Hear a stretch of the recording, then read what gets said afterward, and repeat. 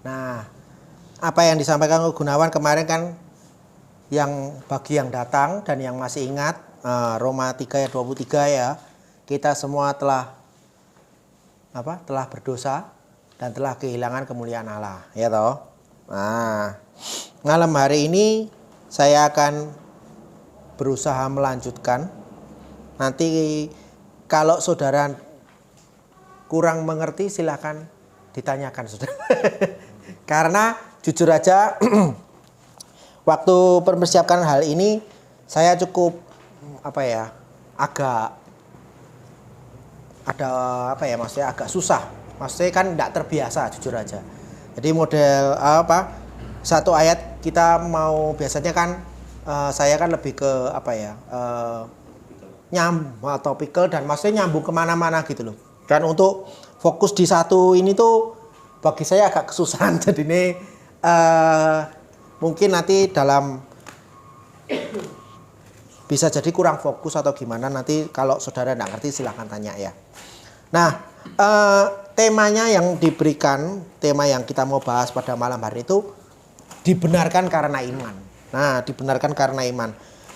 Kenapa kok dibenarkan? Ya, karena 2 minggu yang lalu saudara ya takut banyak. Karena kita sudah jatuh dalam dosa dan akhirnya kita harus dibenarkan karena. Lah, kenapa kok harus sampai dibenarkan kalau kita jatuh dalam dosa? Itu saya mau memberikan ilustrasi supaya kita ngerti. Selama ini kan dulu mungkin kalau yang sekolah Kristen atau enggak tahu ya, kalau zaman saya itu dulu sekolah Kristen atau sekolah Minggu kan diajari tuh itu loh, gambar jembatan keselamatan loh. Ingat ya, ada jembatan, ada jurang, terus ada salib. Terus sebelumnya itu ada perbuatan manusia, ada kebaikan manusia, ya toh, agama dan lain sebagainya tidak bisa mencapai keselamatan. Nah, saya ingin memberikan ilustrasi yang saya dapat dari beberapa waktu lalu. Saya waktu mendengarkan khotbah seorang pendeta, saya lupa pendeta siapa, kayaknya Esra Soru kalau tidak salah saya. Dia memberikan ilustrasi yang bagus sih, gitu loh. Ilustrasinya begini, supaya saudara bisa mengerti. Suatu ketika, misalkan ini ya, saya lagi naik kendaraan, entah mobil, tiba-tiba saya kena tilang. Gitu, kena tilang polisi. Biasanya kalau tilang polisi apa yang dilakukan di sini? Apa bayar langsung? Enggak toh? Enggak. Nah, anggap aja kita di negeri Konoha tidak ada seperti itu. Itu kan negeri Konoha, ya toh. Di negara kita akhirnya ditilang nih, tilang, ya toh. Kalau ditilang kan dikasih surat tilang toh. Atau kalau enggak, kalau mau bayar denda sekarang denda. Kalau dulu kan mesti jadwal sidang, ya toh. Jadwal sidang. Oke, sidang, anggap aja sidang. Sidang tanggal sekian ya, nanti datang, sipnya ditahan, kasih surat tilang, ya toh. Oke, tak lihat tanggalnya, kira-kira 2 bulan 3 bulan lagi.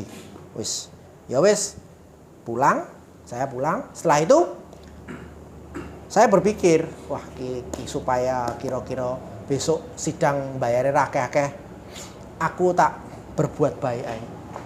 Jadi selama jeda waktu antara saya dipegang polisi sampai saya menuju hari persidangan, saya ini berbuat baik, ya toh, nolong orang, perpuluhan sing akeh tambahi, ya toh, pelayanan di gereja seminggu kurang sekali, 2-3 kali, ya toh, doa pagi siang sore subuh, ya toh, tengah malam tuambahi kabeh. Ada orang minta tolong pinjemi, ada orang sedekah panti asuhan sumbang, ya toh, sampai pada hari persidangan. Setelah hari persidangan, sidang toh, saudara yang tahu sidang kapan hari? Kita ada saudara yang sidang, jadi saya tahu. Jaksa penuntut umumnya ngomong, "Wah, kamu salah," ya toh, karena melanggar peraturan lalu lintas begini dan begitu, ya toh. Terus pembelaanmu apa? Biasanya kan begitu. Pembelaan saya ya, saya emang salah, tapi selama saya sudah salah itu, saya sudah melakukan kebaikan. Saya sudah nyumbang. Bahkan mungkin tonggone Pak Hakimnya tak bangun omah. Iya toh. Perpuluhan semuanya tak harap Menurut saudara kira-kira jawabannya hakimnya apa? Ora ono hubungannya. Hah? Ora ono hubungannya. Hurana hubungannya. Loh, gak bisa loh. Aku sudah berbuat baik loh ini. Untuk menebus kesalahanku. Kok gak bisa ada hubungannya? Kok bisa? Atau ilustrasi yang kedua. Saya kemarin Coach Cuncun yang cerita, saya akan ulangi. Suatu ketika mungkin saya ini melakukan tindak pidana. Atau enggak lah, saya anggap aja aku itu kayak iku lho apa jenenge? Udu, filmnya Keanu Reeves apa? Keanu Reeves kok.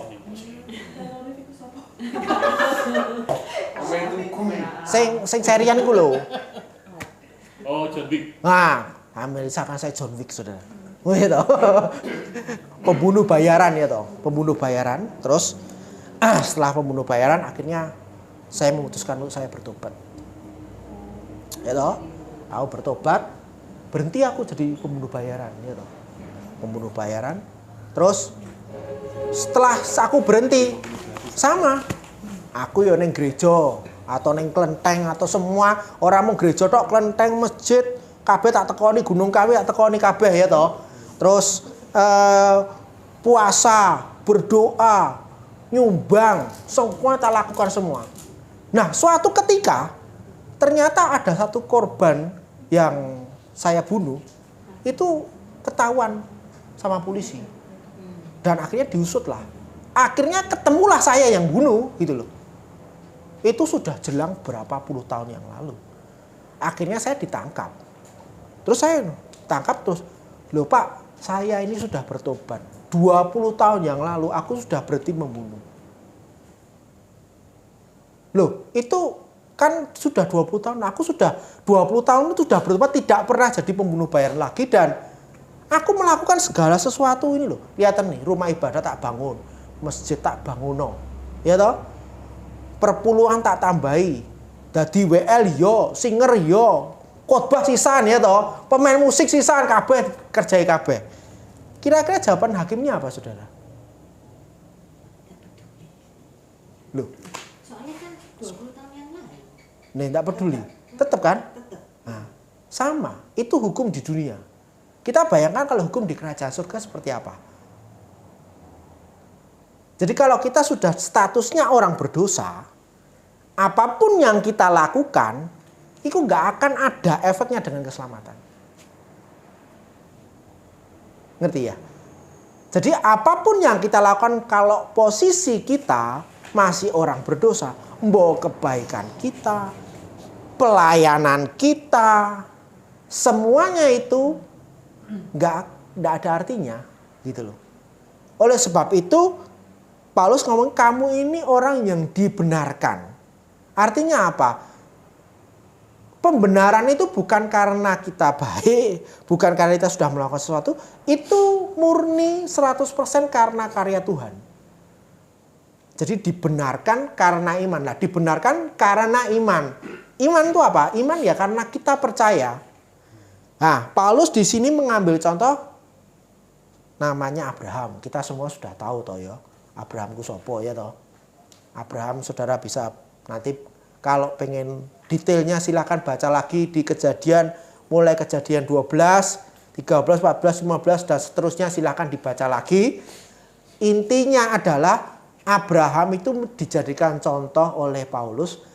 Ini loh, kalau kamu percaya seperti Abraham percaya, kamu diselamatkan. Nah, kita baca dulu ya Roma 4 ayat 3. Roma 4 ayat 3. Ayo Ko Joni bacaku.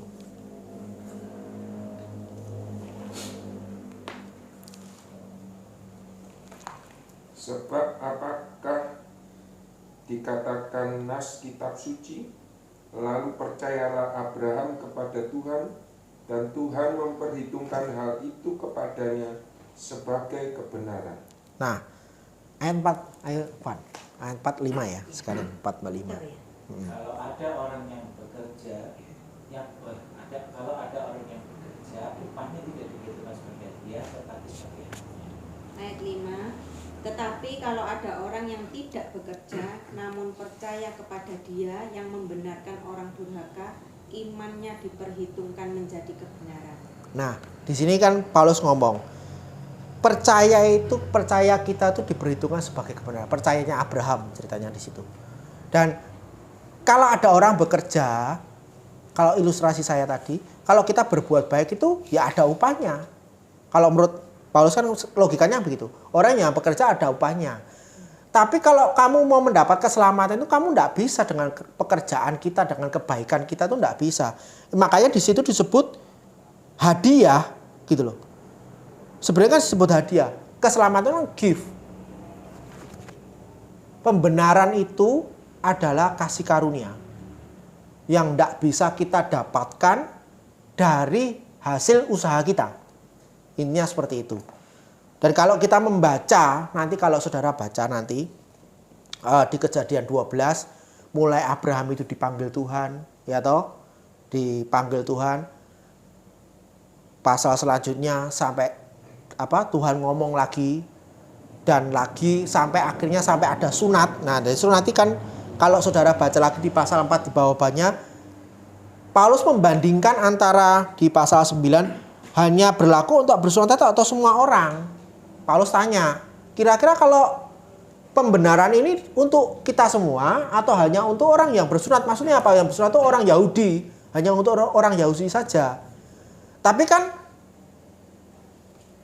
janji Tuhan itu datang sebelum hukum Taurat atau sesudah? Menurut saudara, menurut teman-teman, sesudah atau sebelum? Hukum Taurat itu sesudah janji atau sebelum janji? Sesudah janji atau sebelum? Hukum Taurat diberikan sebelum janji atau sesudah janji? Iya kan? Hukum Taurat itu diberikan Tuhan sesudah janji itu kepada Abraham atau sebelumnya? Sesudah. Karena hukum Taurat kan zamannya Musa. 430 tahun. Ya, itu lebih tepatnya 430 tahun yang lalu. Jadi, hukum Taurat itu ada sebenarnya menurut pemahaman saya adalah cara Tuhan untuk menggenapi janjinya ini. Jadi bukan, makanya Paulus ngomong, apakah orang bisa mengharapkan kebenaran dari hukum Taurat? Tidak bisa. Karena yang penting itu janjinya, covenant-nya. Saudara kalau kapan hari belajar Airbus kan ada yang namanya covenant. Siapa ya? Hah? Robi ya? Oh. Masuk. Oh iya. Mari. Yo. Ya Jos. Halo. Jose.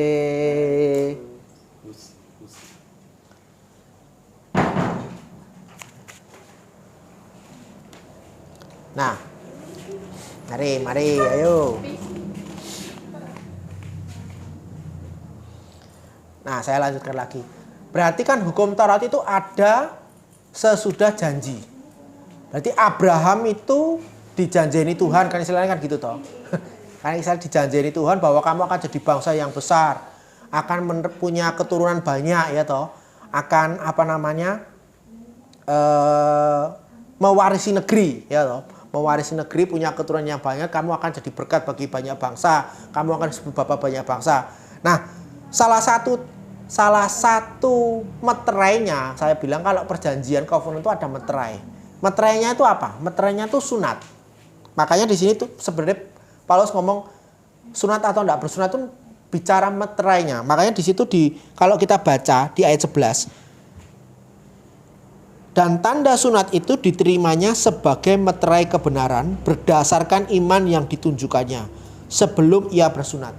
Jadi kalau kita kayak bikin perjanjian gitu ya, itu kan ada meterainya, ada tok meterainya. Meterainya itu sunat. Makanya kalau kita nanti baca di Kejadian 17 ya kalau tidak salah, Kejadian 17, di situ dikatakan Allah ngomong, inilah perjanjianku sama kamu. di pihakku aku akan melakukan ini, Tuhan ngomong ini, bla bla bla bla bla ayatnya. Setelah itu Tuhan ngomong, Allah ngomong, di pihakmu kamu harus melakukan ini. Jadi perjanjian itu dua belah pihak, gitu loh. Nah, oleh sebab itu kalau kita di perjanjian baru sekarang meterainya ya Roh Kudus itu bagi saya. Makanya diomong meterai itu kan Roh Kudus. Kita menerima perjanjian dari menerima perjanjian Abraham itu. Nah, kita mesti percaya supaya apa ya? Untuk dibenarkan kita hanya perlu percaya tanpa kita melakukan apa, karena dibenarkan berdasarkan iman yang ditunjukkannya. Nah, yang ditunjukkannya ini yang menurut saya iman yang seperti apa sih yang Abraham punya yang bisa kita contoh gitu loh. Nah, saya membaginya itu dari beberapa ya. Coba nanti saudara bisa baca lagi lah. Saudara saya yakin sudah ngerti kabel ceritanya Abraham ya toh. Kejadian 12 itu kan Abraham dipanggil. Dipanggil pertama kali itu cuman Tuhan ngomong, kamu keluar dari negeri ini ke negeri yang akan kutunjukkan kepadamu. Atau kamu akan jadi bangsa yang besar dan kamu akan jadi berkat bagi bangsa-bangsa, katanya Tuhan ngomong gitu. Dan aku akan memberkati orang yang memberkati kamu dan mengutuk orang yang mengutuk kamu. Nah, ini adalah salah satu step pertama menurut saya yang Tuhan lihat dari Abraham. Tuhan kan ngomong, keluar ke negeri yang akan kutunjukkan. Berarti kan negerinya belum tahu, saudara. Kemana perginya itu belum tahu. Entah mau pergi ke utara, ke selatan, ke timur, ke barat. Kan terserah Abraham. Ya. Tapi Abraham nurut. Keluar dia. Dia keluar.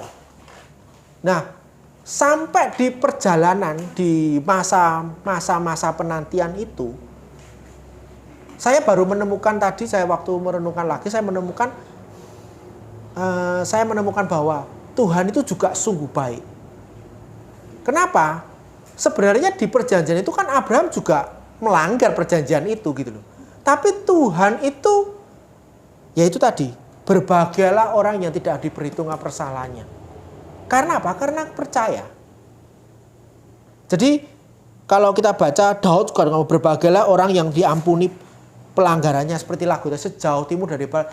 Tuhan tidak ngitung pelanggaran kita. Bahkan waktu kita menghidupi perjanjian kita dengan Allah dan kita jatuh, Tuhan itu tetap baik, saudara. Apapun yang terjadi itu luar biasa. Mestinya kalau kita ngomong sama, kita punya perjanjian dengan seseorang, orang itu melanggar janji, kita ngomong kita batal janji itu. Perjanjian itu batal. Tapi enggak Tuhan. Tuhan berusaha, apa ya, istilahnya dia itu ngomong, aku nek ngomong percaya nek menungso ya terlalu berlebihan juga, tapi Tuhan tuh benar-benar mengasihi lah sama manusia, sehingga apa yang Tuhan lakukan itu saya rasa kalau kita bisa melihat ceritanya itu Tuhan itu benar-benar luar biasa. Jadi Abraham itu menunggu, kalau kita nanti baca itu menunggu selama 25 tahun. 25 tahun. Dan lucunya kalau saudara baca nanti di kejadian itu ya, kejadian 12 terus kejadian 15. Nah, kejadian 15 itu perjanjian 15. Nah, saya kemarin ngobrol mulai ketunjuk kejadian 15, kejadian 16. Kejadian 16 itu Hagar dan Ismail waktu Abraham jatuh. Umur Abraham waktu itu, Abraham punya anak Hagar, istri Ismail itu umur 86. Nah, pasal 15 itu Tuhan membuat perjanjian dengan Abraham. Loh, piye coba? Mari dibikin perjanjian langsung dilanggar, bro. Dan menungso tenan gitu. Jadi saya perkirakan kira-kira umur 80 lah, 80. Jadi habis Tuhan tuh ngomong sama Abraham, terus kejadian Hagar dan Ismail ini 86. Setelah itu pasal 17 Abraham langsung ditulis umur 99 tahun. Jadi ada jeda waktu sekitar 99 kurangi 86 berapa? 13. 13 tahun. Baru Tuhan ngasih tanda. Berarti tanda itu diberi 24 tahun kemudian setelah Tuhan ngomong. Wah, itu lama loh 24 tahun itu saudara. Jadi bukan, seringkali kan saya juga baru sadar, seringkali kan Tuhan ngomong, oke, sekali, 2 kali dalam waktu jeda, mungkin setahun 2 tahun terus kita bikin meterai jebret kono. Enggak 24 tahun Abraham itu menunggu sampai Tuhan ngomong di pihakmu, kamu harus lakuin ini, pihakku akan ngelakuin, Tuhan ngomong gitu. Dan akhirnya setelah itu 1 tahun kemudian Abraham punya anak. Setelah sunat toh. Abraham punya anak Ishak itu umur 100 tahun. Jadi itu waktu yang lama. Jadi mungkin kalau orang zaman dulu mungkin umur 86 sih seger ya, kayak umur 40 ya. Iya toh. Lah tapi nek umur 100 kira-kira ya wis tuwa ya kan ngono. Jadi mungkin waktu Tuhan ngomong mbek Abraham, Abraham sih punya iman. Oh iya, oke Tuhan. Siap kan ngono toh. Hajar Tuhan kan ngono toh. Ternyata orang dadi-dadi yo. Sampai akhirnya umur 86 kira-kira bojone wis tuwek. Waduh iki pembantune wae disikat. Dikekne meneh mbek bojone ya toh. Akhirnya ya jadilah Ismail ya toh. Setelah itulah itu tadi, dari kejadian itu sampai umur dia 99 tahun, Abraham baru dia mendapat tanda sunat itu setelah 1 tahun kemudian Ishak lahir. Artinya Abraham itu menurut saya adalah orang yang di satu sisi ya dia itu mungkin namanya manusia melakukan kesalahan, tapi dia adalah orang yang setia. Setia dalam perjanjiannya juga. Mungkin ya tidak ditulis cerita detailnya, tapi karena itu sudah ditulis sama Paulus, sudah ditulis di kitab Ibrani bahwa dan kita mengakui bahwa Abraham bapak segala bangsa, imannya yang luar biasa. Itu tertulis di, saudara bisa nanti kita baca sama-sama aja. Roma 4 ayat. Di Roma 4 ayat, nah ini, ayat 18. Ayat 18. Sebab sekalipun tidak ada dasar untuk berharap, namun Abraham percaya juga dan berharap juga dan percaya bahwa ia akan menjadi bapa banyak bangsa menurut yang telah difirmankan. Demikianlah banyaknya nanti keturunanmu. Imannya tidak menjadi lemah walaupun ia mengetahui bahwa tubuhnya sudah sangat lemah karena usianya telah kira-kira 100 tahun dan bahwa rahim Sarah telah tertutup. Nah, jadi percaya iman itu bicara masalah hati. Makanya kayak lagu dari hatiku percaya kan gitu kan. Bukan apa namanya pikiranku percaya kan enggak ngono. Kan iman itu bicara masalah hati. Jadi seringkali kita enggak ngerti kayak lagu tadi. Sekalipun aku enggak ngerti jalannya, enggak ada dasar untuk berharap. Tapi berharap, tapi percaya. Nah, cuman percayanya percaya kepada siapa atau percaya kepada apa? Nah, seringkali kadang kita itu luputnya di sini. Ayat 20 ya. Tetapi terhadap janji Allah ia tidak bimbang karena ketidakpercayaan. Malah ia diperkuat dalam imannya dan ia memuliakan Allah. Nah, bukannya saya mau menyinggung ya apa, tapi masalah iman ini sebenarnya saya yang dapat lihat terhadap janji Allah ia tidak bimbang. Yang mesti kita iman itu janji Allahnya. Bukan apa yang kita ingini. Ya kan. Jadi misalkan kita pengen sesuatu ya kita beriman. Ya agak miss sedikit menurut saya. Jadi gitu. Jadi harusnya janji Allahnya. Jadi waktu itu kan Abraham dijanjeni sama Tuhan. Dia pegang janji itu. Jadi kalau dari nanti aplikasinya kita bisa diskusi lah. Itu minggu depan lagi gimana gitu loh. Nah, tapi di sini kita belajar bahwa dibenarkan itu murni karena Abraham itu benar-benar percaya apa yang Tuhan omongkan. Karena waktu itu kan ada Alkitab. Hukum Taurat juga belum ada ya kan. Cuman adanya Tuhan ngomong sama Abraham. Mungkin karena tidak ada Alkitab makanya Tuhan ngomong kan gitu toh. Kalau sekarang kan sudah ada Alkitab ya paling tidak kita baca saudara-saudara. supaya ngerti. Nah, waktu itu tidak ada Alkitab, tidak ada hukum Taurat, dan Tuhan ngomong. Dan Abraham percaya, oke, benar-benar Tuhan. Kan bisa jadi oke dewa apa kan bisa jadi juga. Tapi Abraham percaya bahwa oh ini Allah yang benar. Allah satu-satunya, Allah pencipta langit dan bumi. Aku percaya bede. Gitu loh. Dan waktu itu juga Tuhan tidak memperkenalkan namanya juga kan. Gak ada namanya pokoknya Allah ditulis. Ya itu kan nulis Musa kan wis tahu namanya Allah ditulis dalam bahasanya apa Yahweh tau. Tapi aslinya kan tulisannya mosok namaku ini kan ndak. Sing takok nama pertama kali ku Musa malahnya tau. Tapi Abraham ndak tanya. Pokoknya ada berfirman, oh ini apa namanya Allah. Dan itu yang membuat apa ya? Menurut saya itu Abraham dibenarkan. Abraham diperhitungkan sebagai benar. Nah, Paulus juga mau mengingatkan kepada kita, apakah hal ini cuma berlaku sama Abraham toh? Enggak. Untuk semua kita juga iya. Selama kita percaya kepada Tuhan sepenuhnya, percaya ke bahwa Tuhan Yesus telah mati bagi kita. Bagi hidup kita atas pelanggaran dosa-dosa kita. Kalau kita baca di ayat 24, sebab kepada kita pun Allah memperhitungkannya, karena kita percaya kepada Dia yang telah membangkitkan Yesus Tuhan kita di antara orang mati, yaitu Yesus yang telah diserahkan karena pelanggaran kita dan dibangkitkan karena pembenaran kita.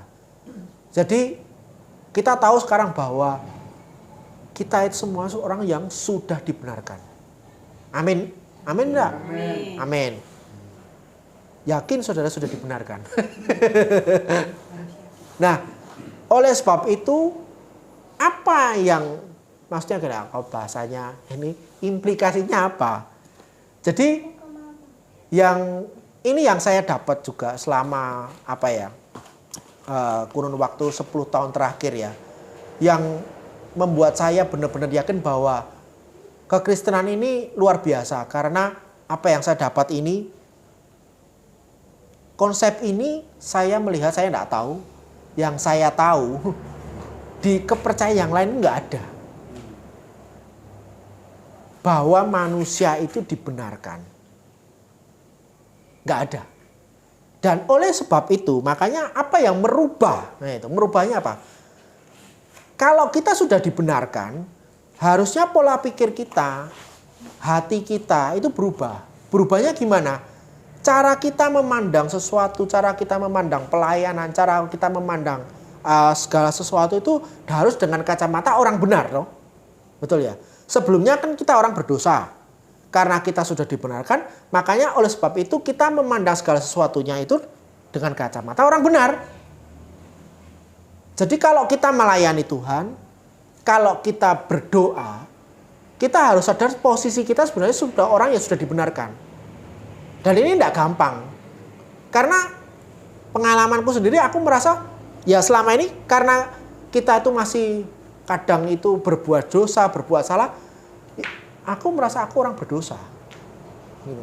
Tapi kalau kita baca ini, kita ini sebenarnya sudah dibenarkan. Kenapa? Saya yakin. Karena Tuhan Yesus matinya kan 2000 tahun yang lalu, saudara. Bukan nanti toh. Janji ini sudah digenapi belum? Tanyanya. Loh, janji Abraham ini sudah digenapi belum? Sudah. Berarti kalau sudah, berarti semua kita yang percaya itu dibenarkan. Jadi orang benar. Orang dibenarkan itu artinya apa?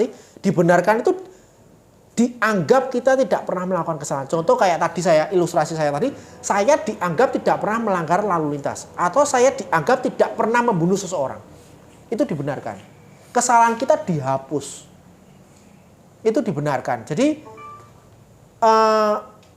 waktu kita berdoa, waktu kita melayani Tuhan, waktu kita ke gereja, itu dengan kacamata, dengan pemahaman bahwa kita itu sudah dibenarkan. Jadi aku datang ini untuk, makanya Tuhan Paulus ngomong benar, ucaplah syukur dalam segala hal. Kenapa? Ya karena kita bisa melakukan hal ini karena kita sudah dibenarkan. Seringkali kacamata, kalau ya itu balik tadi, kepercayaan agama lain itu kita melakukan A, B, dan C, liturgi semuanya itu demi untuk mendapatkan keselamatan atau pembenaran itu tadi. Bahkan harus begini nanti di sana aku supaya ditimbang ya toh, apa namanya istilahnya, supaya aku bisa masuk surga atau enggak kan gitu. Kalau kita enggak, kita ini sudah dibenarkan. Jadi apapun yang kita lakukan, apapun yang kita, entah kita ini mau pelayanan, kita mau kita bekerja, kita jadi orang tua, itu karena kita sudah dibenarkan dengan kacamata orang benar. Sehingga saya harap kita bisa melihat segala sesuatu itu agak beda. Gitu loh. Kalau kita melihat, karena kekristenan itu bukan, ya itu tadi yang saya dapat itu bukan kepercayaan pada umumnya sehingga orang tuh harus begini, harus begini, harus begini, harus begini. Tapi kekristenan itu karena, bukan supaya saya melakukan pelayanan, saya persembahan, saya perpuluhan itu bukan supaya diberkati Tuhan, itu bukan.